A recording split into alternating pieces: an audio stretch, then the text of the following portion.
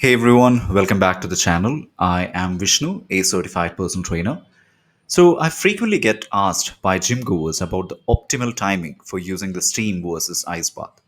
So, I thought this would be a fantastic topic for our next video. So, when do we use which?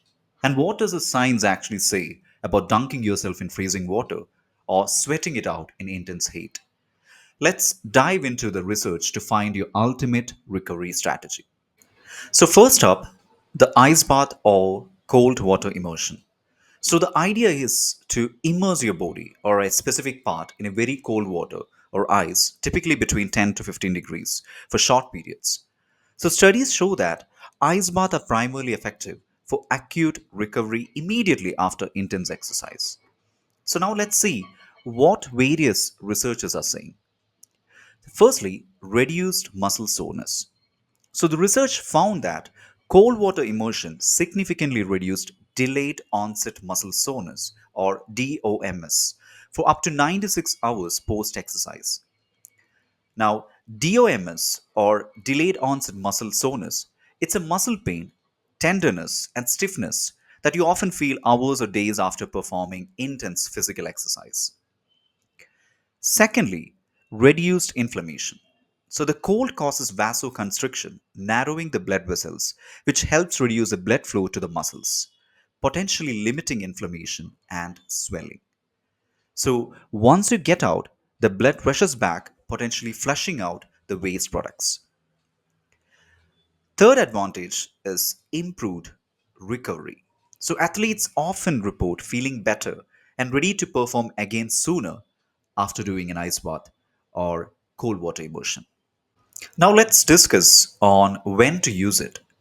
So, firstly, immediately after intense exercise. So, it's best for active recovery, especially after high impact sports, heavy lifting, or long distance endurance events. The goal is to blunt the immediate inflammatory response. Secondly, for acute injuries. So it helps reduce immediate swelling and pain in newly injured areas like sprains or strains, but always consult a professional for that. Thirdly, to boost alertness. The shock of a cold can provide a mental jolt and increase your alertness. Now, let's discuss about heat therapy, specifically steam rooms or saunas. So these involves exposing your body to high temperatures, typically around the range 43 to 93 degrees Celsius, usually in a dry or humid environment. So the research says that heat therapy works differently than cold, focusing on relaxation and increased circulation. So let's discuss in detail what research says on the advantages. Firstly, muscle relaxation and flexibility. So the heat causes vasodilation, widening your blood vessels, which increases the blood flow to the muscles. So this helps relax the tight muscles and improve the flexibility. Secondly, stress reduction.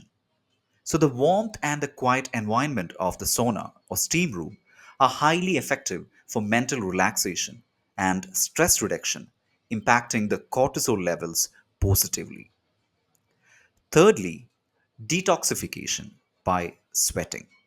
So, while the body primarily detoxifies through organs like the liver and the kidneys, sweating can aid in the excretion of some toxins and heavy metals, as discussed in the reviews on sauna therapy. Fourthly, cardiovascular health. Regular sauna use has even been linked to improved cardiovascular health and reduced risk of heart disease in some long term observational studies.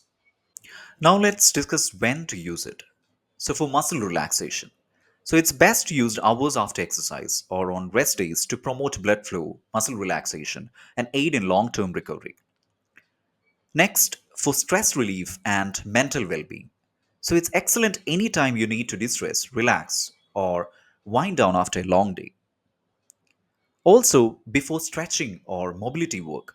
So the warmth helps prepare muscles for stretching and can improve the range of motion. Now, the fourth one is for respiratory benefits. Steam can help clear congestion and improve the breathing for some individuals. So, now the verdict. It's not about which is better, but when to use each for maximum benefit. Cold for acute inflammation and immediate post exercise soreness, heat for relaxation, muscle flexibility, and long term recovery. So, some athletes even use contrast therapy. It's like alternating the hot and cold, though the research on its superior benefits is still evolving. So, always listen to your body. Start with short durations, stay hydrated, and always consult your doctor before trying any new recovery modality, especially if you're having any underlying health conditions like heart problems, blood pressure, or even diabetes. That's all for today's video. Don't forget to like this video, subscribe for more science backed wellness tips, and hit that notification bell. Stay strong, stay healthy. Thank you.